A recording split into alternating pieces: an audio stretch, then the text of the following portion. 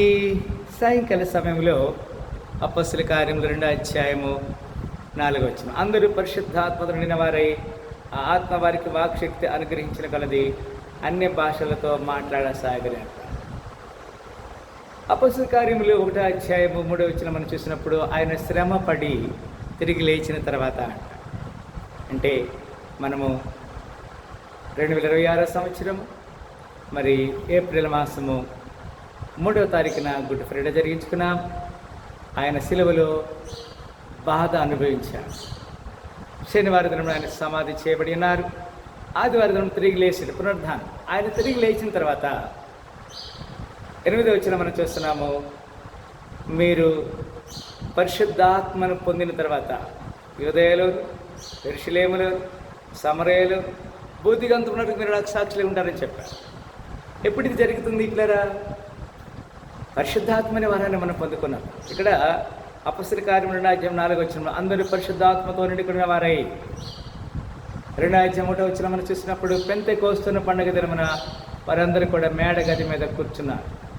They are praying, interceding to the lord, and there was a flame come from the heaven. అగ్ని వారి మీద, ప్రతి వారి మీద వారిన సందర్భాన్ని మనం చూస్తున్నాం. ఈ ఉదయకాల ధ్యానంలో భాగముగా మనం కంటిన్యూ చేస్తూ కొన్ని మాటలు మనం ధ్యానం చేస్తాం.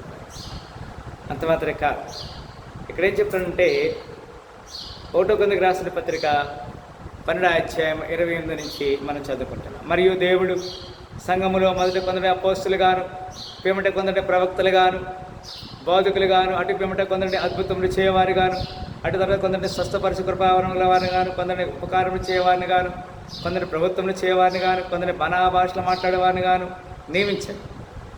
అందరూ అపోస్తులులా, అందరూ ప్రవక్తుల, అందరూ బోధకుల, అందరూ అద్భుతములు చేయవారా, అందరూ స్వస్థపరచు కృపావరం గలవారా, అందరూ భాషలతో మాట్లాడుచున్నారా, అందరూ భాషలకు అర్థం చెప్పుచున్నారా? కదా, ఇది చాలా ప్రాముఖ్యమైన విషయం. మనందరం కూడా దేవుని యొక్క లేఖనానికి కట్టుబడి ఉండాలనే మాటని, పరిశుద్ధాత్మ అనే వరాన్ని మనం రుచి చూస్తామనే మాట ఇక్కడ తెలియజేస్తున్నాడు. అంత మాత్రమే కాదు, మనం చూసినట్లయితే 1 కొరింథీ 14:8 కూడా ఒక మాట చూడగలుగుతున్నాం. 14:5 మీరందరూ భాషలతో మాట్లాడవాలని కోరుచున్నాను, కానీ మీరు ప్రవచించవాలని మరి విశేషముగా కోరుచున్నాను. సంఘము అభివృద్ధి, క్షమాభివృద్ధి పొందు నిమిత్తం భాషలతో మాట్లాడేవాడు అర్థం చెప్తేనే కానీ వానికంటే ప్రవచించేవాడే శ్రేష్ఠుడంట. ప్రవచించడం అనేది దేవుని యొక్క రికమెండేషన్లో భాగముగా మనం అర్థం చేసుకుంటున్నాం. 14 అధ్యాయం 26, 1 కొరింథీ 14 అధ్యాయం 26 నుంచి మనం చదువుతాం. సహోదరులారా, ఇప్పుడు మీలో ఏమి జరుగుతున్నది? మీరు కూడి వచ్చినప్పుడు ఒకడు కీర్తన పాడవాలని ఉన్నాడు, మరి ఒకడు బోధించవాలని ఉన్నాడు, మరి ఒకడు తనకు బయలుపరచబడిన ప్రకటన చేయాలని ఉన్నాడు, మరి ఒకడు భాషతో మాట్లాడవాలని ఉన్నాడు, మరి ఒకడు అర్థం చెప్పవాలని ఉన్నాడు. సరే, సమస్తమును క్షేమాభివృద్ధి జరుగుటగా జరగనీయుడి. భాషలతో ఎవడైనా మాట్లాడితే 2 అవసరమైన ఎడల 3 మించకుండా వంతుల చొప్పున మాట్లాడవని, ఒకడు అర్థం చెప్పవని. అర్థం చెప్పవాడు లేని ఎడల అతడు సంఘములో మౌనముగా ఉండవని, కానీ తనతోనూ దేవునితోనూ మాట్లాడుకొనవచ్చు. ప్రవక్తలు 2-3 మాట్లాడవచ్చు, తక్కిన వారు వివేచింపవని. అయితే కూర్చున్న మరి ఒకడికి ఏదైనా బయలుపరచబడిన ఎడల మొదటివాడు మౌనముగా ఉండవని.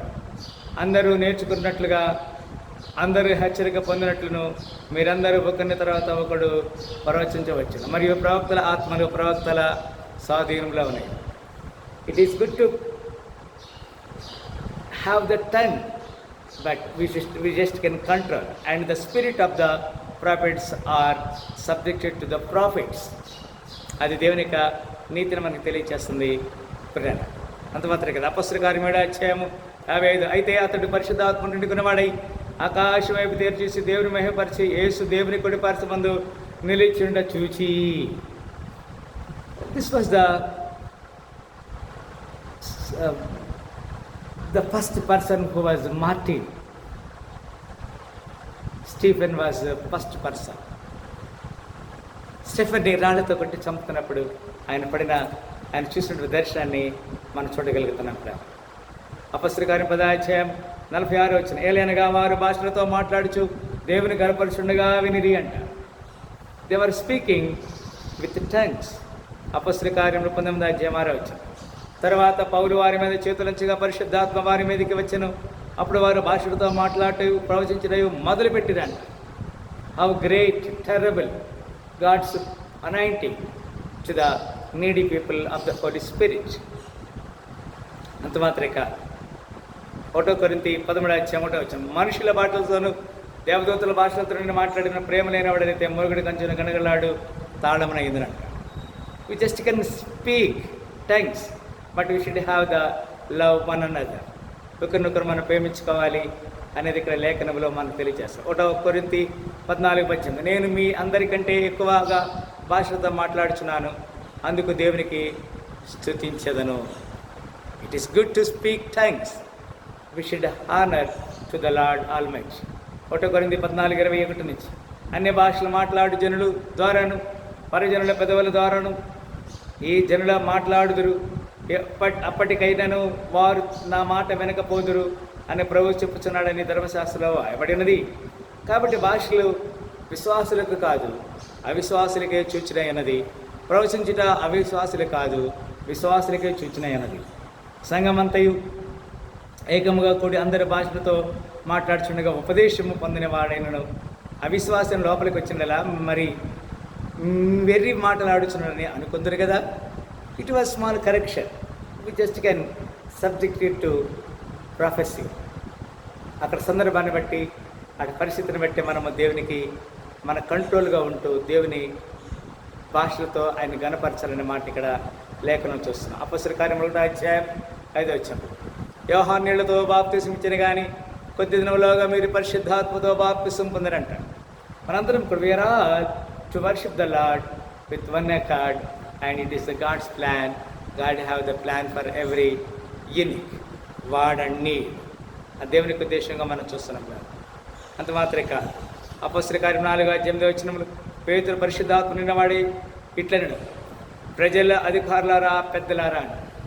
It is what God have a special purpose and purpose for every unique person.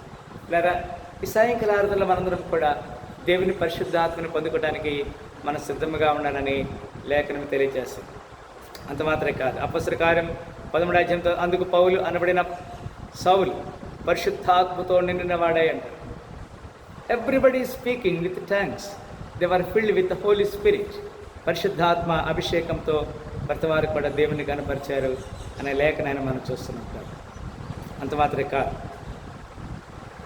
1 కొరింథీ 12:10 మరి ఒకనికి అద్భుతము చే కార్యములను చేయ శక్తి, మరి ఒకనికి ప్రవచనమును, మరి ఒకనికి ఆత్మల వివేచనయు, మరి ఒకనికి నానావిధ భాషలు, మరి ఒకనికి భాషల అర్థం చెప్పు శక్తి అనుగ్రహించబడినది.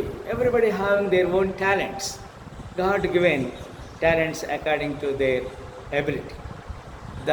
ద స్పిరిచువల్ టాలెంట్స్, ఆత్మీయ వరములతో దేవుడు మనల్ని నింపుతాడనే మాటని ఇక్కడ లేఖనంలో చూడగలుగుతున్నాం. అంత మాత్రమే కాదు, మార్కు సువార్త 16:17 నమ్మిన వారి వలన ఈచు క్రియలు కనబడను, ఏమనగా నానామున దయ్యమును వెళ్ళగొట్టుదురు, కొత్త భాషలు మాట్లాడు.